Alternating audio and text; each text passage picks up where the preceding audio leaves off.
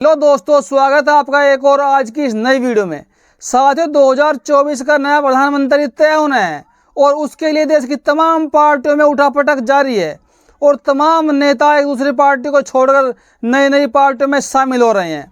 और साथियों, आज हम बात करने वाले हैं 2024 से पहले देश में होने वाले 5 राज्यों के विधानसभा चुनाव में आखिर कौन से राज्य में कौन सी पार्टी सरकार बनने की साथियों आशंका है और कौन सी पार्टी को कितना कुछ हासिल होगा वोट शेयर। इन राज्यों में कौन सी पार्टी घटेगी, कौन सी पार्टी साथियों बढ़ेगी। सबसे पहले साथियों बात करते हैं तेलंगाना के अंदर। आखिर तेलंगाना के अंदर साथियों क्या कुछ होने वाला है। साथियों, तेलंगाना के अंदर मुकाबला रोमांचक होने वाला है और कहीं ना कहीं इस मुकाबले को वहां पर बसपा के आर परवीन जी ने इस मामले को साथियों त्रिकोणीय कर दिया है, क्योंकि वहां पर बीआरएस की सरकार है, केसीआर की सरकार है, वो वर्तमान में वहां के मुख्यमंत्री है। और साथियों, गलती से पिछले कुछ सालों पहले केसीआर जी के मुंह से ये निकल गया था, इसको आप गलती से कहो, इसको आप जानबूझकर कहो, या उनकी मानसिकता हो सकती है मनोवादी कि हमारे देश का संविधान जो वो बहुत ही घटिया है, वो बहुत ही सड़ा हुआ संविधान है।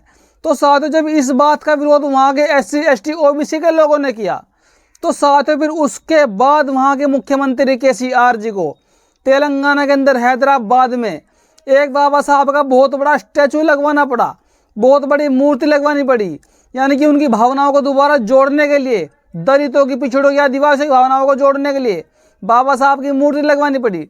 लेकिन साथियों, लोग कहते हैं कि जब के बाण तीर से निकल जाता है वो वापस नहीं आता है।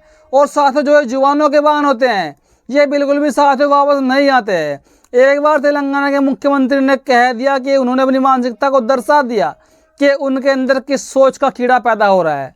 और साथियों, इसी बयान के चलते केसीआर की सरकार को वहाँ पर घाटे होने के पूरे साथियों चांस है, क्योंकि वहाँ पर जो टक्कर है केसीआर और कांग्रेस के बीच में टक्कर है। लेकिन साथियों, कांग्रेस के लिए वहाँ पर मुकाबला बहुत ही इंपॉर्टेंट होने वाला है, क्योंकि वहाँ पर जो एक मुख्य फैक्टर है ओवैसी जी, ओवैसी साहब मुख्य रूप से अगर कुल मिलाकर देखा जाए तो वो केसीआर के साथ है। लेकिन साथियों, जो वहाँ पर RS परवीन जी है बसपा के, लेकिन साथियों वहाँ पर जो RS परवीन जी है बसपा के प्रदेश अध्यक्ष है, बहुजन समाज पार्टी की तरफ से मुख्यमंत्री पद का चेहरा भी दे दिए गए हैं। और साथियों, उन्होंने 3 साल पहले ही अपनी IPS की नौकरी को छोड़कर बसपा को ज्वाइन किया था और उनको बहन कुमारी माथुर ने वहाँ का मुख्यमंत्री पद का चेहरा भी बनाया। तो साथियों, उन्होंने वहाँ पर लगातार कम से कम 50,000 किलोमीटर की यात्राएं की पूरे तेलंगाना के अंदर। वहाँ से SC को जोड़ा, ST को जोड़ा, आदिवासियों को जोड़ा, पिछड़ों को जोड़ा। और साथियों, उनके इस प्रभाव से वहाँ का जो एक बड़ा तबका है, बहुजन समाज जिसको बोलते हैं, वो तबका सारे बहुजन समाज पार्टी के साथ आ गया है। तो साथियों, कहीं ना कहीं RS परवीन जी के माध्यम से बसपा इस बार तेलंगाना के अंदर साथियों कम से कम 20 से 25 सीटें निकाल कर ला सकती है। और कांग्रेस और केसीआर के लिए मुसीबत साथियों पूरी तरह खड़ी हो चुकी है, क्योंकि वहाँ पर सरकार बसपा के बगैर बनने वाली नहीं है। ये बात साथियों आप लिख कर रख लीजिए।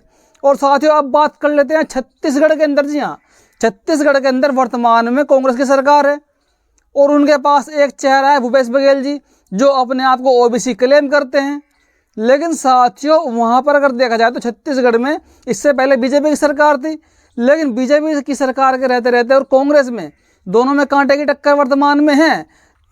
लेकिन वहाँ पर जो तीसरी पार्टी BSP है, अब BSP ने खेला कर दिया है बीच में आकर, क्योंकि BSP ने छत्तीसगढ़ में गोंडवाना गणतंत्र पार्टी से गठबंधन कर लिया है, वहाँ के आदिवासी समाज का वोट अपनी तरफ कर लिया है और जो वहाँ के दलित समाज के लोग थे वो भी बसपा की तरफ साथियों एकजुट हो रहे हैं।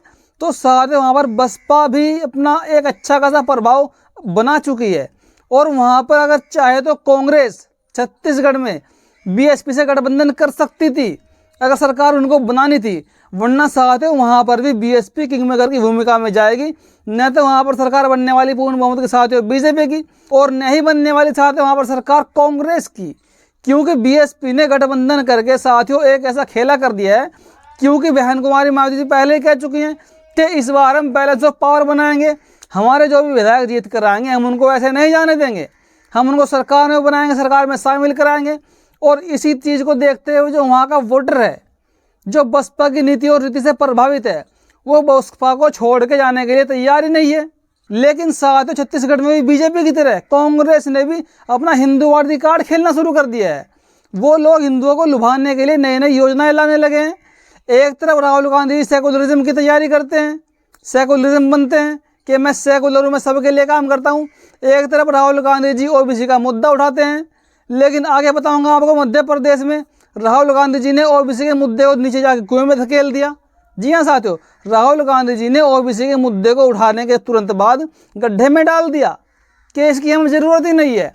वो मैं आपको आगे एक्सप्लेन करने वाला हूँ, बने रहिएगा इस वीडियो में। तो साथियों, कुल मिलाकर अगर बात करी जाए तो छत्तीसगढ़ के अंदर मुकाबला त्रिकोणीय होने वाला है, क्योंकि कांग्रेस अलग चुनाव लड़ रही है, बीजेपी अलग चुनाव लड़ रही है, और बीएसपी और गोंडवाना गणतंत्र पार्टी जिनका अच्छा खासा प्रभाव वर्तमान में बढ़ा है। तो साथियों, कहीं ना कहीं 15 से 20 सीटें निकालकर बीएसपी आराम से अपना किंग मेकर की भूमिका में जा सकती है।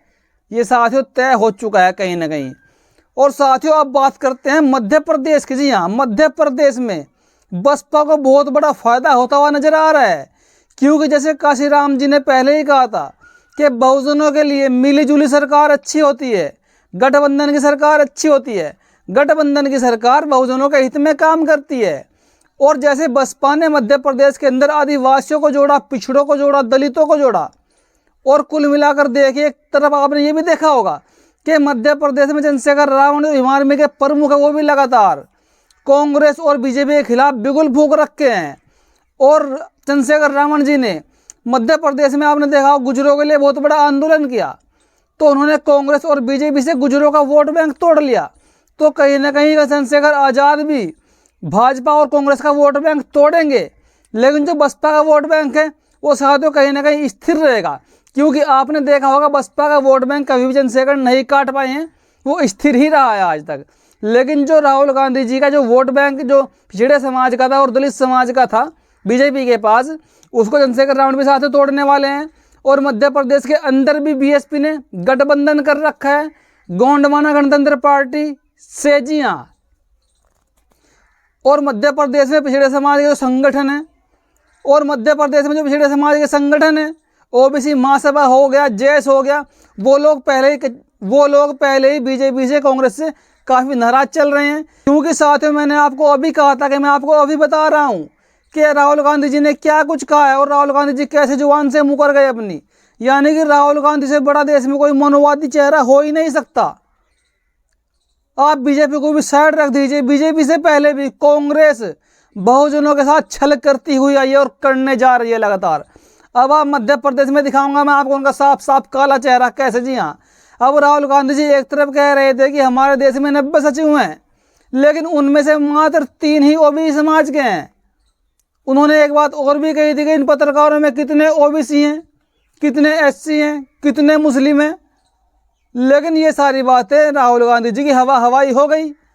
अब जब राहुल गांधी जी ने मध्य प्रदेश में प्रत्याशियों की लिस्ट जारी कर दी, अब राहुल गांधी जी नहीं कहेंगे इनमें मुस्लिम कितने हैं, इनमें ओबीसी कितने हैं। जहां मध्य प्रदेश में राहुल गांधी जी मुस्लिमों को 20 टिकट देने चाहिए थे विधानसभा चुनाव के, वहां पर राहुल गांधी जी ने मात्र 2 टिकट देकर छुट्टी कर दी। अब मुस्लिम समाज नाराज हो गया कांग्रेस से मध्य प्रदेश में। अब ओबीसी को मात्र 40 टिकट दे दिए, जहां पर साथियों उनके टिकट 80 होने चाहिए थे, उनको 40 टिकट दे दिए। और जो सवर्ण समाज पूरी रूप से बीजेपी को वोट करता है और सिर्फ 2% सवर्ण समाज कांग्रेस को वोट करता है, कांग्रेस ने साथियों उनको 50% टिकट दे दिए मध्य प्रदेश में, और ज़्यादातर ठाकुरों को टिकट दे दिए। अब क्या राहुल गांधी का चेहरा साफ साफ नजर नहीं आ रहा है कि एक तरफ वो हक की बात करते हैं कि जिसकी जितनी संख्या बारी उसकी उतनी हिस्सेदारी, देश में जातिगत जनगणना करवाएंगे हम, उनको अपने हक देंगे। तो जब ये टिकट देने में ही हक पैदा नहीं कर पा रही है कांग्रेस, तो फिर ये आगे हक कैसे दे पाएगी। एक तरफ ये कहते हैं कि हमको जिताइए, हम जनगणना करवाएंगे जातिगत। अरे आपको कर्नाटक में जिता दिया, हिमाचल जिता दिया, छत्तीसगढ़ जिताया था, आपने क्या उखाड़ लिया। अब आप कह रहे हैं मुझे और जिताइए। क्या देश का बहुजन समाज मूर्ख हो गया है, क्या जानता नहीं है। कांग्रेस और बीजेपी से अब देश का SC ST OBC पूरी तरह ऊब चुका है, आपको पूरी तरह समझ चुका है। आप कैसे जुगलबंदी करते हैं, कैसे जुमलेबाजी करते हैं इनको लूटने के लिए। जब अधिकार देने की बारी आती है तब आपको दिखते हैं सवर्णों के नेता, अपनी बिरादरी के नेता, और जब उनसे काम करवाने का मौका आता है तब आपके लिए SC ST OBC आगे खड़े तैयार मिलते हैं। उनसे आप काम करवाते हैं, हक आप उनको देते हैं, मलाई वो लोग खाते हैं। तो साथियों, मध्य प्रदेश में कांग्रेस का बहुत बुरा हाल होने वाला है। और इस बार मध्य प्रदेश में बीएसपी ने अपना जो प्रभाव छोड़ा है, जी हाँ, कम से कम 60-70 सीटों पर साथियों बीएसपी का अच्छा खासा प्रभाव है मध्य प्रदेश में। और जहाँ पर एससी और एसटी की जो पार्टी है, गोंडवाना गणतंत्र पार्टी और बीएसपी, इनके साथ में साथियों पिछड़ा समाज भी लगा हुआ है। और ओबीसी महासभा ने साफ साफ ऐलान कर दिया है कि हम बीएसपी को इस बार सपोर्ट करेंगे। हमारा वोट कोई भी ऐसा प्रत्याशी को नहीं जाएगा पिछड़े समाज का जो प्रत्याशी सवर्ण बिरादरी से होगा, चाहे फिर वो कोई सी भी पार्टी से हो। और साथियों, ये बात सोने पे सुहागा साबित होगी अगर ऐसा देश के बहुजन समाज के लोग कर दे कि अपना वोट सवर्ण प्रत्याशी को देना बंद कर दे, तो न तो वो संसद में पहुंच पाएंगे, न वो आपकी वहाँ पर बात ऊंची नीची कर पाएंगे। जाएंगे आपके लोग, आपकी बात करेंगे और फिर सत्ता आपके हाथ में ही होगी। तो साथियों, अब देश का ओबीसी और एससी एकजुट हो रहा है और देश में एक नई क्रांति का जन्म हो रहा है। क्योंकि राहुल गांधी जी नहीं चाहते देश में इंडिया वाला गठबंधन बने। लेकिन साथियों, मेरी आपसे ये अपील है कि आप सबको मोटिवेट कीजिए, सबको एंथुसियास्टिक कीजिए कि देश के अंदर अगर गठबंधन करना है 2024 के लिए, भाजपा को अगर हराना है, अगर कांग्रेस को भी हराना है, तो आपको कांग्रेस को अलग करना पड़ेगा, बीजेपी को अलग करना पड़ेगा और जितनी भी सवर्णों की तमाम पार्टियां हैं बड़ी बड़ी, सबको अलग करना पड़ेगा। और तब जाकर एक छत के नीचे आके देश के एससी एसटी ओबीसी के बहुजनों को, अपने दलों को इकट्ठा होकर एक गठबंधन बनाने की जरूरत है 2024 में। तो साथियों, सत्ता बहुजनों के पास होगी, इस चीज़ को आप लिख कर रख लीजिए दोस्तों। और साथियों, अब बात कर लेते हैं राजस्थान की। अब राजस्थान में क्या हो रहा है? अब राजस्थान में कांग्रेस की सरकार रही है, पिछले 5 साल से पूरी मलाई खाई। अब अशोक गहलोत जी को किनारे कर दिया। अशोक गहलोत जी मुख्यमंत्री ओबीसी समाज से थे। हालांकि अशोक गहलोत जी ने ऐसे ऐसे बयान दिए कि 2023 का विधानसभा चुनाव जिता दीजिए आप, हम जातिगत जनगणना करवा देंगे, आपको आपके अधिकार भी दे देंगे। अरे भाई, अब तक तो आपके पास ही था, अब तक आपको क्यों नहीं दिखा? और साथियों, अब बात कर लेते हैं राजस्थान में। राजस्थान में बीजेपी और कांग्रेस का बुरा हाल पहले ही हो चुका है, क्योंकि राजस्थान में भी बीएसपी ने अपना दम दिखा दिया है। बीएसपी के 6 प्रत्याशी पिछली बार भी जीत कर आए थे। हालांकि कांग्रेस और सरकार अपनी कमजोर दिखते हुए कांग्रेस ने उनके प्रत्याशियों को, विधायकों को खरीद फरोख्त करके अपने में शामिल करा लिया था और सरकार अपने साथियों बना ली थी। लेकिन साथियों, इस बार बहन कुमारी मायावती जी बहुत पहले होशियार होकर चली हैं कि इस बार हम बैलेंस ऑफ पावर बनाएंगे। और साथियों, पूरी उत्तर प्रदेश की 60 सीटों पर इस बार बहन जी का पूरी तरह कब्जा हो चुका है, क्योंकि जो सीटें 6 सीटें बहन जी ने जीती थी, उन पर तो साथियों सीटें पूरी पक्की उनकी हो ही चुकी है। और साथियों, 30 सीटें उनकी ऐसी हैं जिन पर बीएसपी दूसरे नंबर पर रही थी साथियों राजस्थान में। यानी कि राजस्थान में बसपा का अच्छा खासा वोट बैंक है। और साथियों, इस बार तो बहुत तगड़ी लहर भी रही है, क्योंकि पिछली बार तो किसी ने वहाँ पर इतना काम भी नहीं किया था राजस्थान में बसपा की तरफ से। और इस बार तो साथियों वहाँ पर आकाश आनंद जी ने अलग, रामजी गौतम जी ने अलग, बहन कुमारी मायावती जी खुद रैलियाँ कर रही हैं अलग। तो साथियों, ऐसा प्रभाव, ऐसा दबदबा वहाँ पर बन चुका है कि बीजेपी और कांग्रेस दोनों की पतलून गीली हो चुकी है, क्योंकि बीजेपी के अंदर पहले ही फूट पड़ चुकी है। बीजेपी के दफ्तरों में तोड़फोड़ जारी है, उनके नेताओं को कूटा जा रहा है। और एक तरफ कांग्रेस से ओबीसी पूरी तरह नाराज हो चुका है, एसटी नाराज हो चुका है, क्योंकि ये लोग कहते कुछ हैं करते कुछ हैं। अब राहुल गांधी जी कहने को तो मैं बहुजनवादी बन गया हूँ, हम संविधान के लिए लड़ेंगे, लेकिन जो राहुल गांधी जी है वो असली मनोवादी कीड़े के रूप में साबित हो रहे हैं दोस्तों। मैं आपको बताऊं, क्योंकि अब मोदी जी के ऊपर से आरएसएस का भरोसा उठ चुका है पूरी तरह, क्योंकि बीजेपी पार्टी कहीं ना कहीं देश में एससी एसटी ओबीसी लोगों को टिकट दे रही है। ये बात तय है, वो टिकट देती है, भले ही वो बोलने ना दे। लेकिन जो आरएसएस का मुख्य केंद्र बिंदु बन चुका है वो राहुल गांधी बन चुके हैं, क्योंकि आरएसएस के पास 2 ही पार्टी है मेन, या तो बीजेपी या कांग्रेस। जब केंद्र में बीजेपी होती है तो बीजेपी के ऊपर खेलती है बैठ के। तो साथियों, दोनों की दोनों मुख्य जो पार्टी है देश की बड़ी बड़ी, बीजेपी और कांग्रेस, दोनों का मुख्यालय साथियों एक ही जगह है, नागपुर में। जी हाँ, यानी कि आरएसएस के वहाँ से ही दोनों पार्टियाँ इम्प्लीमेंट होती है। और साथियों, इसी चीज़ को देखते हुए बहन कुमारी मायावती जी ने पहले ही इंडिया वाले गठबंधन से किनारा कर रखा था कि ये गठबंधन स्वार्थी दिलों का गठबंधन है, इसमें कोई भूमिका नहीं है लोगों की। अब अखिलेश यादव को भी अकल आ चुकी है। अब साथियों, अखिलेश यादव के नाराज होने से इंडिया वाले गठबंधन से उनकी नीची हुई है, इसका फ़ायदा साथियों बीएसपी को बहुत ज़्यादा मिलने वाला है, क्योंकि जो लोग बहन जी को कमज़ोर आंक रहे थे कि बहन जी गठबंधन में नहीं आ रही है, बीजेपी को फ़ायदा पहुंचा देगी, बी टीम बन गई, अब क्या हुआ, अब गठबंधन टूट गया, अखिलेश जी अलग हो गए, अब किसको फ़ायदा होगा। अब लोग ये कह रहे हैं कि बहन जी ने पहले ही अच्छा किया, बहन जी को पता था इनकी मानसिकता होगा, ये गठबंधन आगे नहीं चलने वाला। अखिलेश यादव जी को कमलनाथ जी ने 1 बजे तक बिठा कर रखा मध्य प्रदेश के लिए, मात्र 6 टिकटों के लिए, जहां पर मध्य प्रदेश में 230 सीटें हैं विधानसभा की, वहां पर 6 सीटें भी अखिलेश जी को नहीं दे पाए, क्योंकि राहुल गांधी जी नहीं चाहते कि इसमें हम किसी को हिस्सा दें। अब उनके अंदर साथियों मैं की भावना आ चुकी है कि बस हम ही हम हैं। और साथियों आप यकीन मान कर रख लीजिए 2024 के लिए इंडिया वाला गठबंधन साथियों मुश्किल ही बनेगा, और कहीं ना कहीं फिर बीजेपी साथियों बाजी मार सकती है। लेकिन अगर सारी विपक्षी पार्टियां जो बहुजनों के गठबंधन कर लेती हैं आपस में, तो साथियों सरकार इनकी बन सकती है।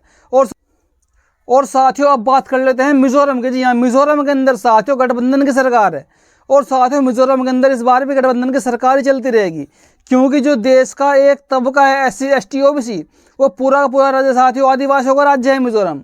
अब आदिवासी समाज अपने हकों के लिए जागरूक हो चुका है। जो वहाँ की उनकी अपनी पार्टी है, निजी क्षेत्रीय दल है, वो लोग उन्हीं को वोट करते हैं। अब हमारे साथियों कांग्रेस को कुछ नहीं मिलने वाला और बीजेपी को कुछ नहीं मिलने वाला। हालांकि बसपा का वहाँ पर इतना जनाधार नहीं है, बसपा वहाँ पर चुनाव शायद लड़ी भी नहीं रही है। तो साथियों मिजोरम के अंदर न तो कांग्रेस को मिलने वाला हिस्सा, नहीं मिलने वाला साथियों बीजेपी को। साथियों ये हाल होने वाला है देश में 2024 से पहले 5 राज्यों का। हमने आपको बता दिया। आपको ये वीडियो कैसी लगी अपनी प्रतिक्रिया साथियों कमेंट में जरूर दीजिएगा। वीडियो देखने के लिए धन्यवाद।